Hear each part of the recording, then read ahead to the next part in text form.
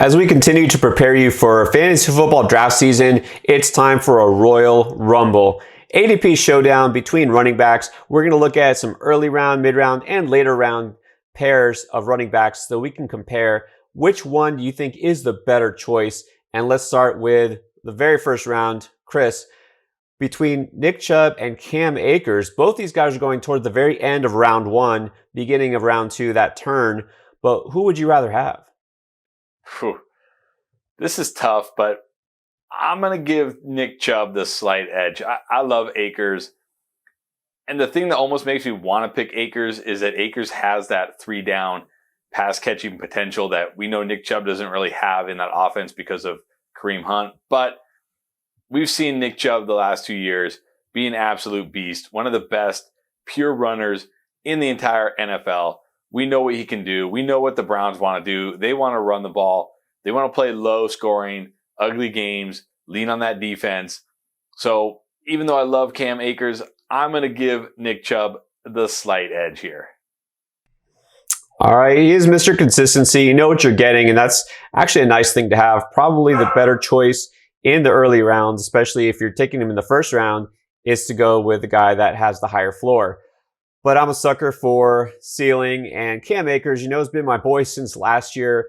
It took a while, but finally we saw he was capable of toward the end of the season, especially in the playoffs when it mattered most. The Rams leaned on him. He's going to be the guy. So I think, you talk about workload, Cam Akers should get more touches than Chubb because he doesn't have somebody to split time with like Kareem Hunt, who's going to be the predominant pass-catching back. Akers is the pass-catching back, and he's a guy who can be explosive and break off the big runs like Chubb does.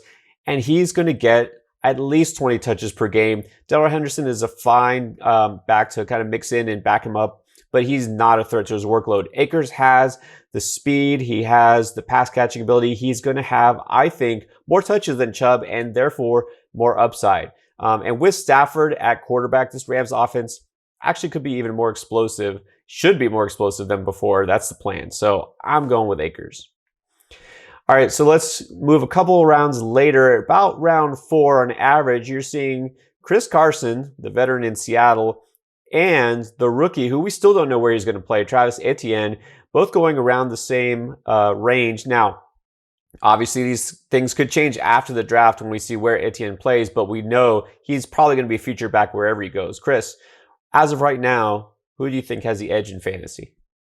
Yeah, I'm going to reverse course from our first Royal Rumble, and I'm going to go with a little more risk here, and I'm going to take the rookie Etienne because, look, I like Carson a lot. I think he's a very good player, but we know what Chris Carson is at this point. He's a solid RB2, with some decent weekly upside, but nothing too crazy. Whereas Etienne, he could be a weekly RB1 if he lands in the right spot. So now that we're a few rounds later, I'm willing to take that risk, shoot for that upside, and I'm going to play it a little more risky here, and I'm going to go with the rookie Etienne over Chris Carson. Yeah, it's hard for me to say this, but I'm actually going to agree. And Carson, I feel the last couple of seasons has been one of the most underrated running backs in the league, especially in fantasy. People just kind of dismiss him because he didn't have high draft stock coming out of college. And, we just keep wanting to replace him. We think Rashad Penny's going to take over. It hasn't happened. But Rashad Penny should be healthy this season. He's going to at least factor in the mix. Carson always seems to be banged up. And so the thing is, even though Carson, I feel, is a really rock solid RB2 that you can still wait a little bit on, we know that Etienne, his upside is sky high. And I do think he has a chance to be the complete back in the pros, kind of like he was in college. Landing spot will matter for sure. Okay, that this is going to definitely be a make or break point for as far as whether he's going to be, a solid high end RB2 or kind of a mid to lower end RB2. But at this point, we know what we're getting with Carson, and we know that with Etienne, he's probably going to catch more passes. I think I would go with him, even just blind, not knowing where he's going to play. And then for our last pair, go a little farther down. You're going to need a solid backup, a guy who has the ability to fill in your lineup and maybe even break out to some extent. So James Conner just signed with Arizona. Some people counting on a bounce back with him. We're going to see his ADP rise. And then Gus Edwards is just kind of a forgotten commodity, but we know he is a factor in Baltimore's backfield. So Chris, as of right now, Which way are you leaning? Oh man, this is our toughest rumble for sure for me. I like the potential of James Conner in this Cardinals offense. Again, we know what Gus Edwards is. He's the number 2 back behind J.K. Dobbins on a team that definitely wants to run the ball a lot, that does run the ball very well. But he's kind of the 1B to J.K. Dobbins 1A, and we know his touches are a little bit limited. Whereas Conner, he could be the lead back on that team, because I feel like even though Chase Edmonds is good, I feel like he's better as the change of pace running back. Now, I don't know if James Conner will catch many passes in the offense because of Chase Edmonds, but I guess it doesn't matter because the Ravens don't throw to the running backs either. So even though I do really like Gus Edwards, and I know James Conner only plays like 5 or 6 games a year, maybe, going to the Cardinals and not getting as many touches will help his health.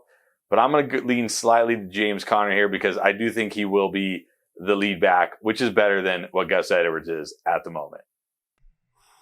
Yeah, I do think it has to be Conner, which is hard for me to say because I was completely off of Conner last season, which turned out to be a wise move.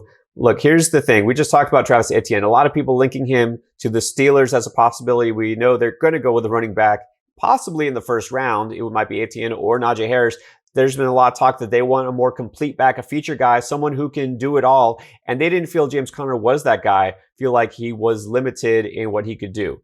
You know what he can do is he can run the ball in first and second down. He is basically going to take over the Kenyon Drake role in Arizona because Chase Edmonds is going to be the third down back. So that sounds like it limits his value.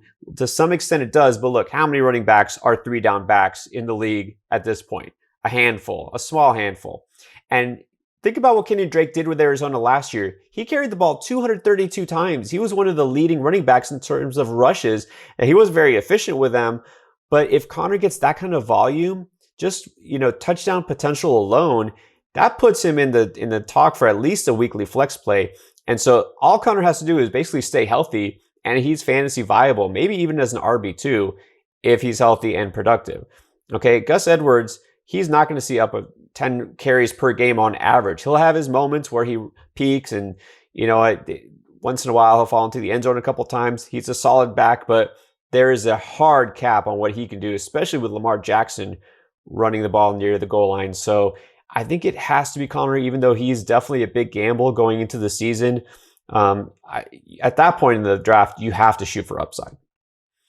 All right, we're going to do these Royal Rumbles, each position, to break down some of the tough choices. Of course, ADP will change throughout the offseason, so catch our latest showdowns each and every week here on the Fantasy Endgame. Our goal is to help you win. All right, thanks for watching.